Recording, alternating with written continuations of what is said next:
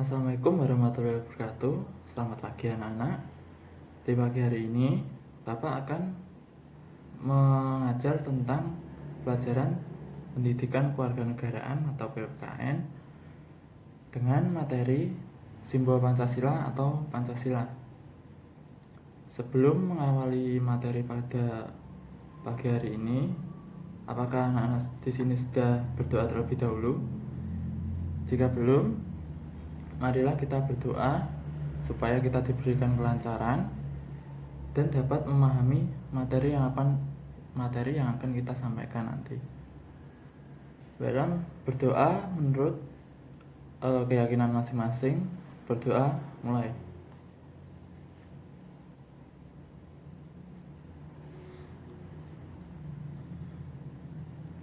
Doa selesai. Baiklah anak-anak, materi kali ini yaitu simbol Pancasila atau Pancasila. Pastinya anak-anak sudah tahu apa itu Pancasila. Sebelum melanjut ke materi, di sini adakah yang tidak masuk? Baiklah, kalau masuk semua, Bapak akan melanjutkan. Pasti kalian tahu apa itu Pancasila, apa itu lambang negara. Lambang negara itu yang Garuda, burung Garuda. Di burung Garuda itu kan terdapat, di dadanya itu terdapat tameng. Tameng itu yang di situ terdapat sila Pancasila atau dasar negara. Ya, pasti anak-anak sudah tahu lah, dasar negara kita adalah Pancasila. Selain itu, kita juga punya lambang negara. Lambang negara kita adalah burung Garuda. Di tengah tubuh burung Garuda terdapat 5 Pancasila yang memiliki yang masing-masing memiliki arti yang berbeda-beda. Di sini anak-anak sudah tahu apakah arti dari masing-masing sila tersebut? Kalau tidak tahu, Bapak akan melanjutkan. Baiklah anak-anak, sebelum Bapak menjelaskan tentang masing-masing arti dari setiap sila tersebut, di sini pasti kalian sudah tahu isi dari Pancasila tersebut. Dari sila pertama yaitu ketuhanan yang Maha Esa, 2.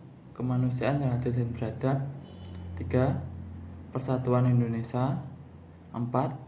Kerakyatan yang dipimpin oleh hikmat dan kebijaksanaan dalam permusyawaratan perwakilan, yang kelima, keadilan sosial bagi seluruh rakyat Indonesia. Nah, di setiap sila tersebut memiliki artinya masing-masing. Seperti sila pertama, yaitu berlambangkan bintang tunggal, yang maknanya sila pertama yaitu ketuhanan yang Maha Esa yang dilambangkan dengan perisai hitam dengan sebuah bintang emas berkepala 5 atau memiliki 5 sudut. Bintang emas itu dapat diartikan sebagai cahaya, seperti layaknya Tuhan yang menjadi cahaya kerohanian bagi setiap manusia.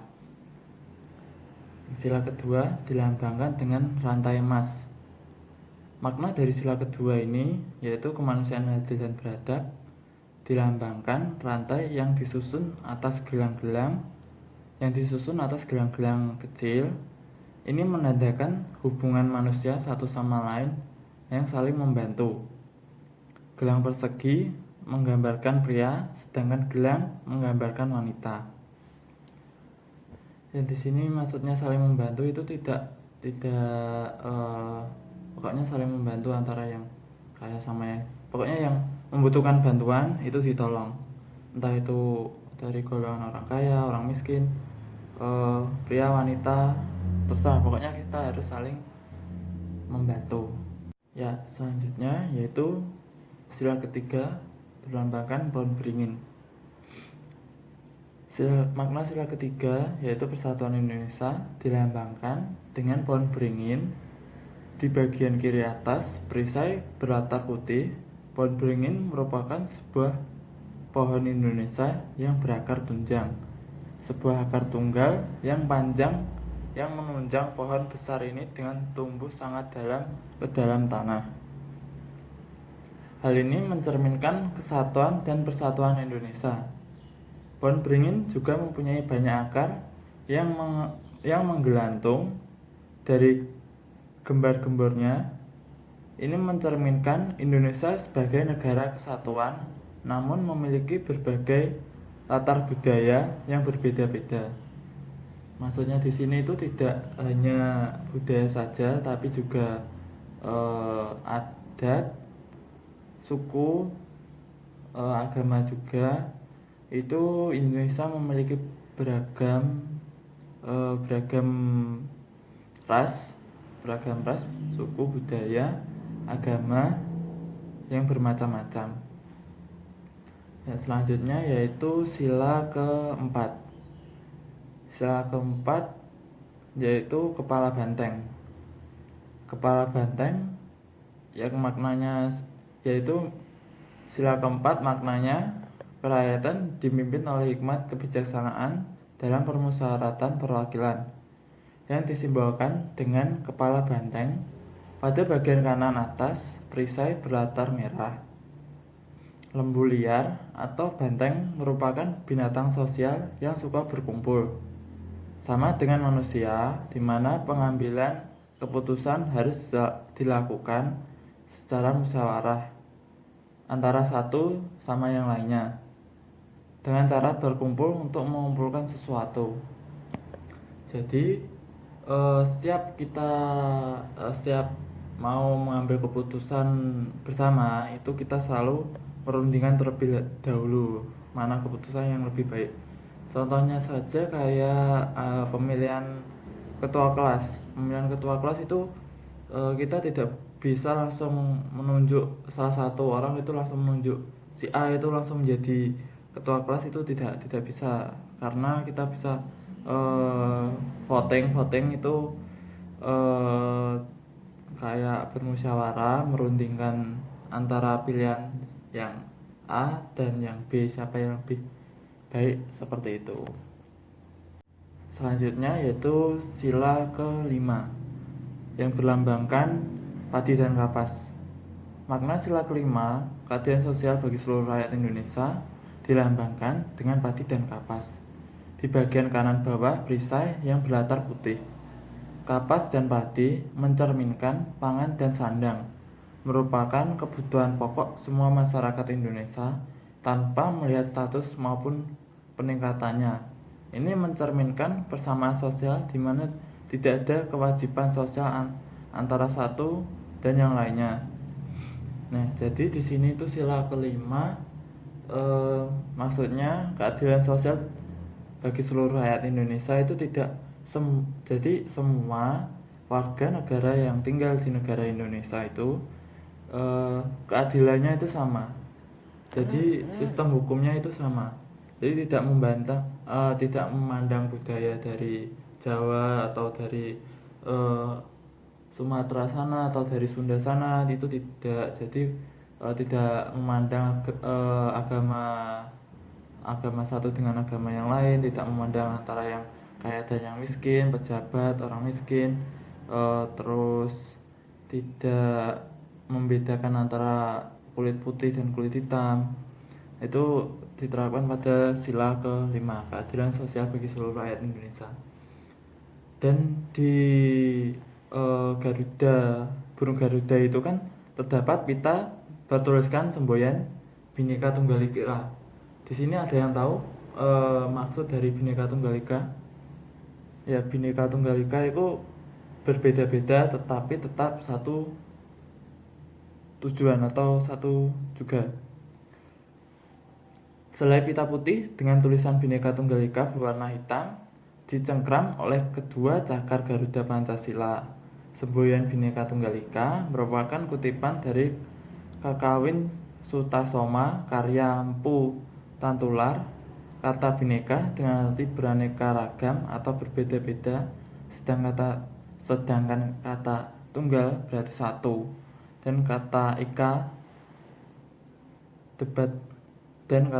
dekat itu. Secara kamus Bhinneka Tunggal Ika diartikan beraneka satu itu, yang meskipun berbeda-beda tapi tetap hakikatnya tetap satu kesatuan. Semboyan ini digunakan untuk melambangkan kesatuan dan persatuan bangsa Indonesia yang terdiri dari beraneka ragam ras, budaya, bahasa daerah, agama, suku bangsa, dan kepercayaan. Jadi di dalam pita tersebut tertulis semboyan seperti itu, berbeda-beda tetapi tetap satu kesatuan. Jadi walaupun kita beda-beda seperti kulitnya beda kayak gitu, miskin atau kaya, itu tidak pengaruh lah. Pokoknya tetap satu kesatuan, yaitu Indonesia. Baiklah anak-anak, sampai di sini dari materi yang telah Bapak sampaikan tadi. Mungkin anak-anak masih ada yang kurang jelas atau Bapak menjelaskannya terlalu cepat, bisa ditanyakan sekarang, mumpung Bapak belum memberikan soal atau eh, pertanyaan tentang yang nanti harus kalian kerjakan. Ya, mungkin kayaknya tidak ada yang ditanyakan lagi. Ya, selanjutnya Bapak akan memberikan soal yang harus dikerjakan secara individu. Yang pertama, tuliskan kelima sila dari Pancasila. Lalu untuk setiap sila dituliskan perilaku sehari-hari yang mencerminkan perwujudan dari sila tersebut. Jadi kalian harus, tadi yang sudah dijelaskan di awal, sila isi dari 5 Pancasila itu, kelima sila itu apa saja. Lalu penerapannya, kayak sila pertama itu penerapannya bagaimana, terus sila kedua itu bagaimana. Nah, terus selanjutnya sebagai warga negara Indonesia, jelaskan apa saja yang dapat kita lakukan untuk menjaga kelestarian budaya kita agar tidak lekang ditelan zaman. Ya, itu tadi soalnya, tolong dikerjakan secara individu. Nanti Bapak beri waktu 10 menit untuk mengerjakan. Setelah itu dikumpulkan. Baiklah, bisa dikerjakan mulai sekarang ya. Baiklah anak-anak, waktunya sudah 10 menit. Nah, sekarang Bapak akan membahas tentang soal-soal yang tadi. Soal yang pertama, tuliskan 5 sila dari Pancasila tersebut. Untuk setiap sila, tuliskan perilaku sehari-hari yang mencerminkan perwujudan sila tersebut. Sila yang pertama yaitu ketuhanan yang Maha Esa. Cara penerapannya yaitu meyakini adanya Tuhan, terus menjalankan ibadah sesuai agama dan keyakinan masing-masing. Terus yang sila kedua yaitu kemanusiaan yang adil dan beradab, yaitu contohnya tetap selalu menjaga sopan santun, saling menghargai antara pendapat orang lain. Terus selanjutnya sila ketiga yaitu persatuan Indonesia. Persatuan Indonesia ini contohnya seperti menyaksikan karya-karya yang dibuat oleh anak bangsa dan menghargai perbedaan yang ada di sekitar, tidak saling membanding-bandingkan, selalu menghargai antara sesama.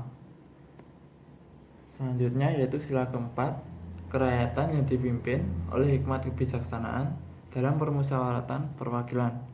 Contohnya saling menghargai pendapat dan menerima kritik dari orang lain. Dan kalau menerima kritik dari orang lain itu harus jadi orang kayak legowo ya, nggak usah kayak pendapat yang kita miliki itu lebih baik dari orang lain, itu jangan. Selalu menerima apa yang disampaikan oleh orang lain. Terus selanjutnya sila kelima yaitu keadilan sosial bagi seluruh rakyat Indonesia. Contohnya kayak berani mengungkapkan jika ada teman yang berbuat salah atau curang, seperti kayak waktu ujian atau waktu ulangan itu si A mengetahui kalau si C menyontek si B, itu si A berani menegur atau eh, melaporkan bahwa si C itu menyontek si B. Terus yang selanjutnya soal kedua, sebagai warga Indonesia, jelaskan apa saja yang dapat kita lakukan untuk menjaga warisan budaya agar tidak akan ditelan zaman, yaitu dengan cara memiliki keinginan untuk mempelajari dan melestarikan budaya yang ada, terus turut berpartisipasi apabila ada kegiatan dalam rangka pelestarian kebudayaan, seperti contohnya kayak bersih desa kayak gitu. Kita ikut merayakan. Terus yang ketiga, mengajarkan kebudayaan itu pada generasi penerus. Kayak nanti kayak kalian kalau sudah besar, em, kayak memberi tahu, oh ini budaya wayang kulit atau tarian-tarian tari kecak itu budaya yang kita miliki. Terus yang keempat, mencintai budaya sendiri tapi tidak melecehkan budaya orang lain. Itu terus memperkenalkan budaya Indonesia di luar negeri. Ya, itu tadi semua pembahasan dari Bapak. Ada 2 soal. Terus waktu sudah menunjukkan pukul 9, berarti eh, sudah waktunya istirahat. Sekian dari Bapak. Mungkin kalau ada salah kata atau salah pengucapan, mohon maaf. Bapak akhiri. Wassalamualaikum warahmatullahi wabarakatuh.